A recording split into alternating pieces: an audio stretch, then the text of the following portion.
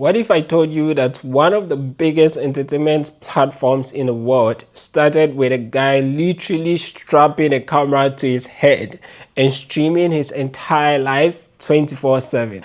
I spent today diving deep into Twitch's journey from this bizarre live casting experiment to a $1 billion acquisition, and what I discovered completely changed how I think about finding your niche and building community.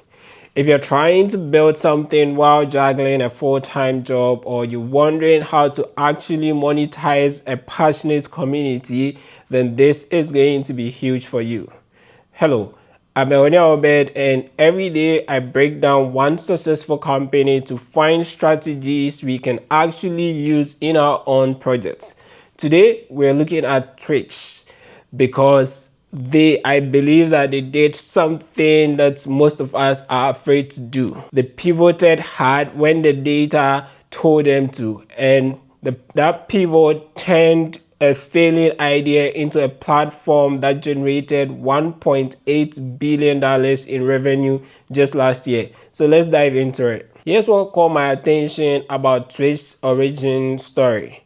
In 2007, Justin Khan, a 23-year-old Yale graduate, literally strapped a camera to his head and started streaming his entire life. Like 24/7, everything, sleeping, eating, going to the bathroom, everything. This was called Justin TV. And by his own co-founder's admission, it was a bad idea. But here's where it gets interesting. As Justin TV grew, they started noticing something in their data. The gaming section, this tiny little corner of their platform, was consistently outperforming everything else.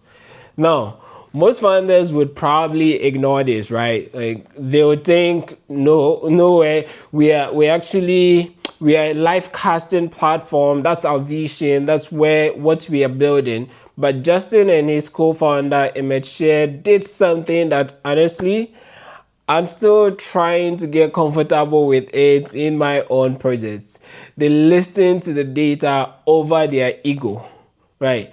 In 2011, they made a call to spin off just the gaming section into its own platform. Twitch TV was born out of that. And this is where I need to pause and be honest with you. This kind of pivot terrifies me. Like, imagine having this grand vision, this thing you've been working on for 4 years, and then just cutting it loose to focus on what's actually working. But the results speak for themselves. By 2014, that's just 3 years after the pivot, Twitch had 55 million unique monthly visitors. People were watching for an average of 106 minutes per day. Amazon saw this and paid $970 million in cash to acquire them. Today, Twitch has over 7 million streamers going live each month. Last year alone, people watched 1.3 trillion minutes of content. That's the power of following your data instead of the original plan. So here's what I learned from studying how they actually built this thing. The first strategy that I came across is what I call do things that don't scale. And Paul Graham talks about this a lot. So this blew my mind in their case. In Twitch's early days, Justin Khan would personally call users, like not to sell to them anything, just to build relationships and get feedback. They would fly users out to gaming conferences, pay for their meals. Some founders even visited users' homes to help them set up their streaming software. As someone trying to build alongside a full-time job, this feels impossible, right? But here's what stuck with me. Like, they weren't trying to serve everyone. They were obsessively focused on making their first 100 users absolutely love the experience. I would definitely love to experiment with this in my own projects. Like, instead of trying to automate everything, I should probably spend like 30 minutes each week just talking to people using what I'm building or what I'm working on. Not scripted calls, just conversations. I believe those conversations will give me insights that I may never find or get from the analytics alone. The second strategy I found was find your passionate niche and own it.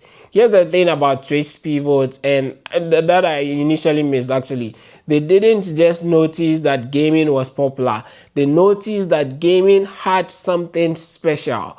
The gaming community was already passionate, already engaged, and already spending money on their hobby. So Twitch didn't create that demand. They just built the perfect platform for that existing demand. This is key. This changes everything for how I think about niche selection. Most of us, myself included, try to find big markets and figure out how to compete in that big market. But Twitch did the opposite. They found a passionate community that was underserved and then dominated that space completely. By 2024, just last year, even with new competitors like YouTube gaming growing fast, Twitch still owns the gaming live streaming space. The third strategy is build a creator first business model.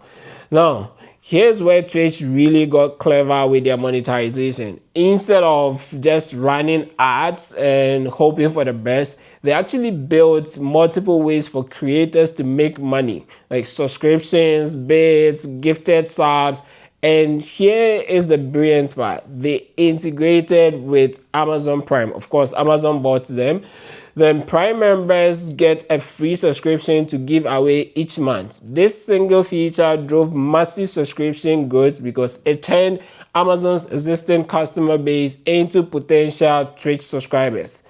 What struck me about this approach is that Twitch aligned their success with their creators' success. The more money creators make, the more money Twitch makes. I think this should also be the kind of mindset we begin to apply to our own projects, that especially projects that serve audiences like that. So instead of asking, how do I monetize my audience? We should rather start asking, how do I help my audience monetize their skills or make more money? Because if I can help them make money, they would stick around, and that creates a much more sustainable business model. The fourth strategy I identified is community over everything.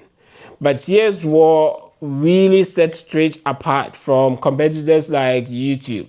Twitch isn't just a video platform. It's a community platform that happens to use video. The real-time chat, the subscriber perks, the channel-specific emotes, all of this create what they call parasocial relationships. That's between the streamers and viewers. People aren't just watching content. They are participating in a community. They feel belonged. This is something I'm still figuring out. Like, how do you create that sense of belonging? How do you make people feel like they are part of something bigger? Even as I grow this community, build this YouTube channel, that's one of the things I'm thinking about. And from what I can see, it starts with a creator genuinely caring about their community, and Twitch built tools that let creators show that care at scale. The biggest takeaway for me is this: success isn't about sticking to your original plan. It's about obsessively serving a passionate community and being willing to pivot when the data tells you to. If you're building something while working full-time, here are 3 things that I believe you can test this week. You should begin to test it. The first one, I'd say, pick some of your users or potential users, just call them, no sales pitches, just listing. The second one is pay attention to your analytics. What's your gaming section? What content feature is quietly outperforming everything else? Start paying attention to it. Thirdly, instead of asking how to monetize your audience, ask how can I help them make more money or save more time? Then build that. I'm curious, have you had to make a big pivot in your own project, or are you sitting on data that's telling you to change direction? Drop a comment and let me know what experiment you're running. Tomorrow I'm diving into another company. If you want to learn alongside me as I analyze one company every day, go ahead and hit subscribe. And if this helped you think differently about pivoting and community building, do give the video a thumbs up. Thank you for watching, and I'll see you in the next one. Until then, bye bye for now.